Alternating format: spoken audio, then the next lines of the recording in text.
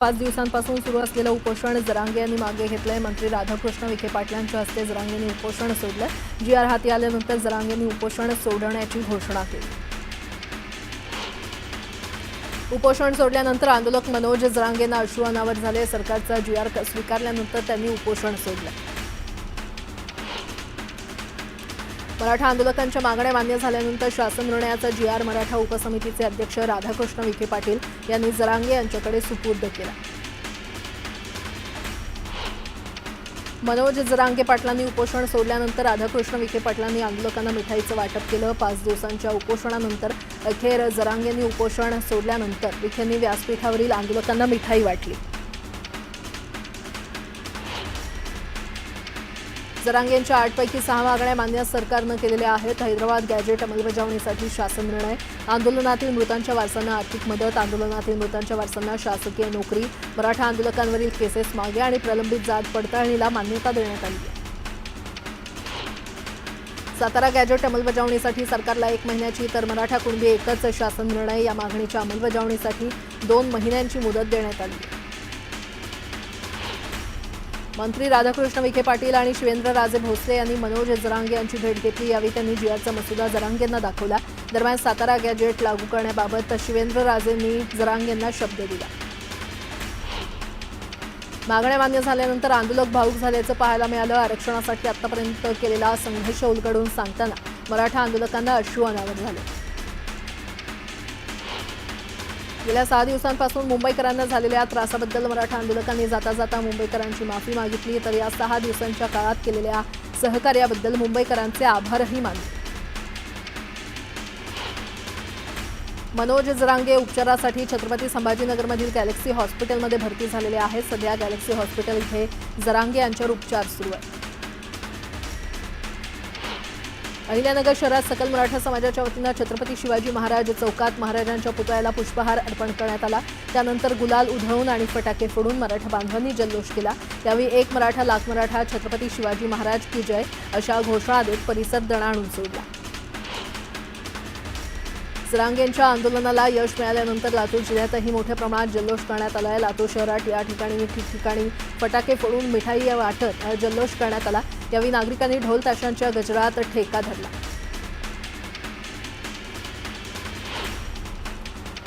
आता एक मोठी बातमी। गणेशोत्सवानिमित्त मुख्यमंत्री देवेंद्र फडणवीस यांच्या घरी आज महायुतीतील आमदारांसाठी स्नेहभोजनाचा कार्यक्रम आयोजित करण्यात आलाय। मुख्यमंत्र्यांच्या घरी होणाऱ्या या स्नेहभोजन कार्यक्रमाला महायुतीचे आमदार आणि मंत्री देखील उपस्थित राहणार आहेत। दरम्यान मराठा आरक्षणाचा विषय यशस्वीरित्या निकाली काढल्यानंतर पहिल्यांदाच तिन्ही पक्षाचे प्रमुख नेते एकाच कार्यक्रमात दिसणार आहेत। मुख्यमंत्र्यांच्या वर्षा या शासकीय निवासस्थानी आज संध्याकाळी 7 वाजता हा कार्यक्रम आयोजित करण्यात आलेला आहे।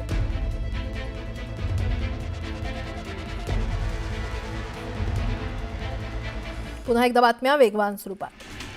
मराठा समाजासाठी आरक्षणाचा प्रथम लढा उभारणारे माथाडी कामगार नेते दिवंगत अण्णासाहेब पाटील यांचे पुत्र माजी आमदार नरेंद्र पाटील यांच्या नवी मुंबईतील निवासस्थानी मुख्यमंत्री फडणवीसांनी भेट दिली। गणेशोत्सवाच्या पार्श्वभूमीवर त्यांनी प्रथम गणरायाचं दर्शन घेत आशीर्वाद घेतला। यावेळी मुख्यमंत्री फडणवीस यांनी अण्णासाहेब पाटील यांच्या कुटुंबियांची विचारपूस केली।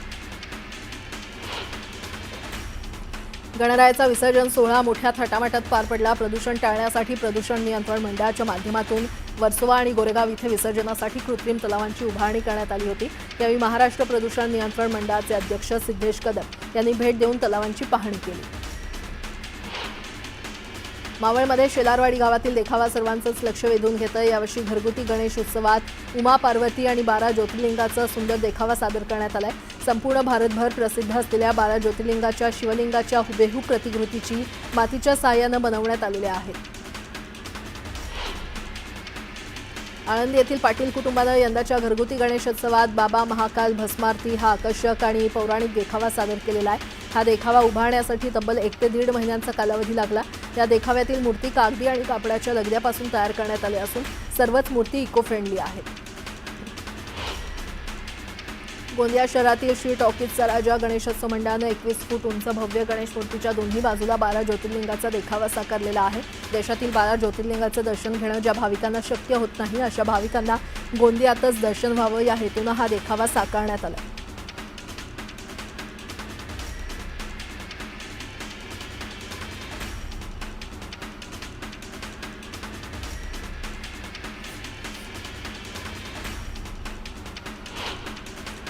कराडच्या तांबवे इथे जिल्हाधिकारी संतोष पाटलांच्या उपस्थितीमध्ये हिंदू मुस्लिम बांधवांनी एकत्र येत गणरायाची आरती केली। संगम गणेश मंडळाकडून गेल्या 25 वर्षांपासून हा उपक्रम राबवला जातोय। मावळमध्ये योगिता भेगडे यांनी घरगुती देखाव्यातून शंकराच्या जटेतून गंगावतरण हा अद्वितीय पौराणिक देखावा साकारलाय। या देखाव्यामध्ये पुराण कथेतील गंगा अवतरण प्रसंगाचं सजीव चित्रण करण्यात आलेलं आहे। या देखाव्यासाठी कापूस, कार्डशीट, पेपर, पांढरं कापड, साधे पुठ्ठे आणि गवत यासारख्या पर्यावरणपूरक साहित्याचा वापर केलेला आहे।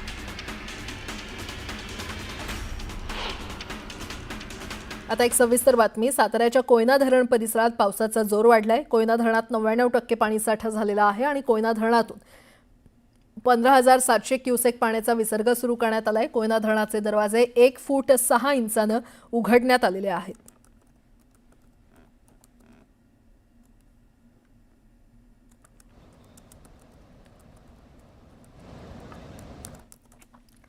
पुन्हा एकदा बातम्या वेगवान स्वरूपात।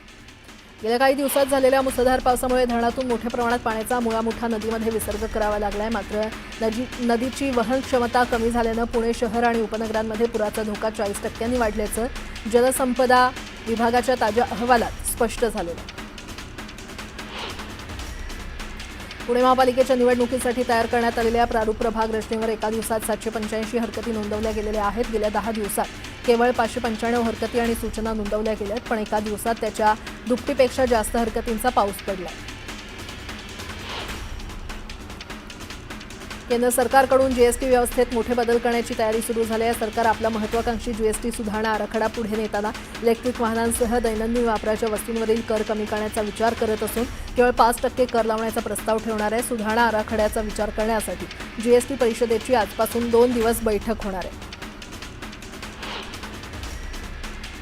7व्या फेरीमध्ये कला, वाणिज्य आणि विज्ञान अशा तिन्ही शाखा मिळून मुंबईमध्ये 11वीच्या 1,86,690 जागा रिक्त असल्याचं शिक्षण खात्याच्या आकडेवारीमधून स्पष्ट झालंय। तर प्रवेश प्रक्रिया खूप लांबल्यानं विद्यार्थ्यांचं शैक्षणिक नुकसान होतंय।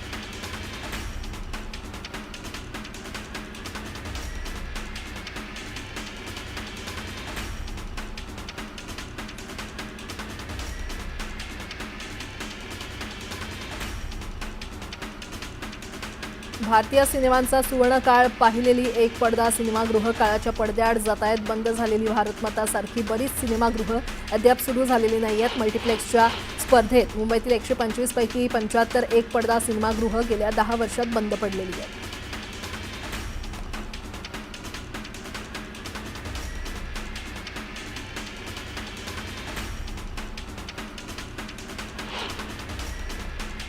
सध्या शहर आणि उपनगरांमध्ये साथीचे विविध आजार बळावलेले आहेत। त्यामध्ये गॅस्ट्रोच्या रुग्णांची संख्या अधिक आहे। गॅस्ट्रोचे एकूण 5,774 रुग्ण, मलेरियाचे 5,706 रुग्ण, डेंग्यूचे 2,319, चिकनगुनिया आजाराचे 485, लेप्टोस्पायरोसिसचे 471, हेपेटायटिस ए आणि ईचे 810 आणि कोविडचे 1,111 रुग्ण नोंदवले गेले।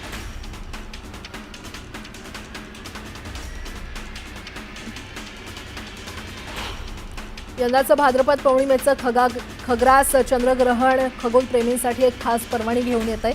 येत्या रविवार 7 सप्टेंबर रोजी होणारं हे चंद्रग्रहण संपूर्ण भारतातून दिसणार आहे। भारतीयांना अद्भुत लाल चंद्र पाहण्याची संधी मिळणार आहे। जागतिक पातळीवरील लावलेल्या अस्थिरता, अमेरिकेनं टॅरिफमुळे आलेली अनिश्चितता आणि रुपयातील घसरण यामुळे गुंतवणूकदार सुरक्षित पर्याय म्हणून सोन्या चांदीकडे वळलेले आहेत। गेल्या वर्षभरात सोन्यातून 34% तर चांदीतून 40% परतावा मिळणार आहे। पुणे जिल्ह्यातील 14 नगरपरिषदांसाठी 282 आणि 3 नगरपंचायतींसाठी 136 हरकती प्राप्त झालेल्या आहेत। जिल्हाधिकारी जितेंद्र डुडी बुधवार आणि गुरुवारी त्यावर सुनावणी घेणार आहेत। सुनावणीची ही प्रक्रिया जिल्हाधिकारी कार्यालयामध्ये सकाळी 10 ते संध्याकाळी 5 या कालावधीमध्ये होणार आहे। दक्षिण मध्य रेल्वेच्या हैदराबाद विभागात 2 सप्टेंबर रोजी ट्रॅफिक ब्लॉकमुळे रेक उपलब्ध नसल्यानं आज आणि उद्याच्या काही गाड्या रद्द करण्यात आल्या आहेत। अचानक गाड्या रद्द केल्यानं त्याचा रेल्वेच्या वेळापत्रकावर परिणाम झालाय। एक सविस्तर बातमी। कुत्रा भुंकला म्हणून कुत्र्याला दुचाकीला बांधून फरफटत नेल्याची धक्कादायक घटना नाशिकमध्ये उघडकीस आली आहे। नाशिकच्या सातपूर परिसरात ही घटना घडलेली आहे आणि या घटनेचा व्हिडिओ सोशल मीडियावर व्हायरल झालाय।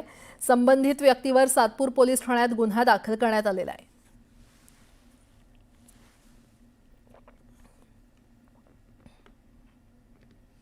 सोलापूरच्या पोलीस प्रशिक्षण केंद्रातील 170 प्रशिक्षणार्थी पोलिसांना विषबाधा झाल्याचं समोर येत आहे।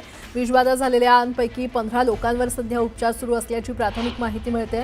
प्रशिक्षणार्थी पोलिसांना अन्नातून ही विषबाधा झाली असल्याची प्राथमिक माहिती समोर आली आहे। तर सर्व बाधित प्रशिक्षणार्थींना सोलापूरच्या शासकीय रुग्णालयामध्ये दाखल करण्यात आले। पोलीस प्रशिक्षण केंद्रामध्ये जवळपास 1400 प्रशिक्षणार्थी प्रशिक्षण घेत आहेत। दरम्यान काल संध्याकाळच्या सत्रात या प्रशिक्षणार्थींना उलटी, जुलाब आणि मळमळ याचा त्रास सुरू झाला। त्यानंतर जवळपास 170 पेक्षा अधिक प्रशिक्षणार्थींना सोलापूर सिव्हिल हॉस्पिटल इथे उपचारासाठी दाखल करण्यात आले।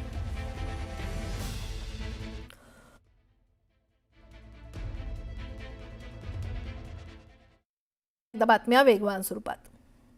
मुंबई जयगड बंदरादरम्यान फेरीबोटची यशस्वी चाचणी करण्यात आली आहे। मुंबईवरून निघालेली फेरीबोट कोकणात दाखल झाली आहे। रत्नागिरी जिल्ह्यातल्या जयगड बंदरामध्ये ही फेरीबोट दाखल झाली। फेरीबोटीला पाहण्यासाठी अनेकांनी जयगड बंदरात गर्दी केली। गणेशोत्सवामध्ये कोकणकरांना प्रवास सुखकर व्हावा यासाठी ही फेरीबोट सुरू करण्यात आली आहे। भुसावळच्या अमरदीप टॉकीज परिसरात एका विद्युत रोहित्राला अचानक आग लागली। शॉर्ट सर्किटमुळे ही आग लागल्याचा अंदाज आहे। गणेशोत्सवासाठी कोकणात आलेल्या लाखो गणेश भक्तांचा परतीचा प्रवास सुरू झालाय। मुंबईकडे जाण्यासाठी कोकणवासियांची लगबग सुरू असून कोकण रेल्वे हाऊसफुल झालेल्या आहेत। रेल्वे स्थानकं गर्दीनं गजबजली आहेत। चोपडा तालुक्यात झालेल्या मुसळधार पावसामुळे कापसाचं मोठ्या प्रमाणात नुकसान झालंय। त्यामुळे हवालदिल झालेल्या शेतकऱ्यांना प्रशासनानं पंचनामे करून नुकसान भरपाई द्यावी अशी मागणी केली आहे। रावेर तालुक्यामध्ये घरकुल संबंधी तक्रार निवारण सभेचं आयोजन करण्यात आलं होतं। आमदार अमोल जावडेंसह आमदार चंद्रकांत पाटील यांच्या उपस्थितीमध्ये ही सभा घेण्यात आली। यावेळी नागरिकांच्या तक्रारी तात्काळ सोडवाव्यात अशी तंबी देखील त्यांनी अधिकाऱ्यांना दिली आहे। बुलढाण्याच्या मेहकर तालुक्यातील खंडाळा इथे सापानं दंश केल्यानं 8 वर्षाच्या मुलीचा मृत्यू झाला। मुलीच्या मृत्यूनं कुटुंबावर शोककळा पसरली आहे। गोंदियाच्या तिरोडा तालुक्यातील श्री क्षेत्र डाकराम सुकळी इथे श्री चक्रधर स्वामी देवस्थान कमिटीतर्फे श्री चक्रधर स्वामींची 805वी जयंती उत्साहात साजरी करण्यात आली। डाकराम सुकळी इथे भोपे पुजारी वर्गाकडून नियमितपणे मंदिराची देखभाल केली जाते। स्थानिक भोपे पुजारी वर्गाकडून चक्रधर स्वामींच्या मंदिरात हा कार्यक्रम साजरा करण्यात आला। मुंबई विजयदुर्ग रोरो सेवेच्या प्रतीक्षेत असलेल्या चाकरमान्यांची प्रतीक्षा अखेर संपली आहे। गेल्या काही दिवसांपासून प्रतीक्षेत असलेली रोरो सेवा बोट विजयदुर्ग बंदरात दाखल झाली। बोटीचं आगमन होताच ढोल ताशांच्या गजरात, फटाक्यांची आतिषबाजी आणि जल्लोषात स्वागत करण्यात आलं। मावळ मतदारसंघातील 20 समस्यांवर तोडगा काढण्यासाठी मावळचे आमदार सुनील शेळके यांनी पुण्यामध्ये मुख्य अभियंता सुनील काकडे यांच्या दालनामध्ये महत्त्वपूर्ण आढावा बैठक घेतली। यात प्रलंबित डीपीडीसी कामं तात्काळ पूर्ण करण्याचे निर्देश ठेकेदारांना देण्यात आले।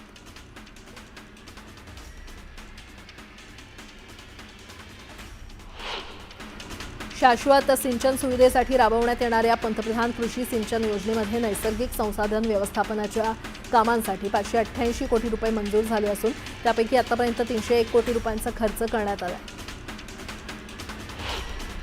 गोंदिया जिल्ह्यामध्ये स्क्रब टायफस या आजारानं पुन्हा डोकं वर काढलंय। जिल्ह्यातून या आजाराचे 57 संशयित रुग्ण आढळलेले आहेत। यातील 7 रुग्ण पॉझिटिव्ह आढळले असून सतर्कतेचा इशारा देण्यात आला। शासनाच्या छत्रपती शिवाजी महाराज अभियानांतर्गत सेवा पंधरवडा आणि महसूल पंधरवडा 17 सप्टेंबर ते 2 ऑक्टोबर दरम्यान जळगाव जिल्ह्यामध्ये आयोजित करण्यात येणार आहे। या पंधरवड्यादरम्यान सर्व विभागांनी समन्वयानं काम करून या कार्यक्रमाची प्रभावीपणे अंमलबजावणी करावी असे निर्देश देण्यात आलेले आहेत। कल्याण पश्चिममध्ये वीज वितरण कंपनीचा भोंगळ कारभार समोर आलाय। कल्याणच्या लाल चौकी परिसरात वीज वितरणाची मोठी विद्युत वाहिनी पडून 2 श्वानांचा दुर्दैवी मृत्यू झाला तर एक व्यक्ती यामध्ये थोडक्यात बचावला।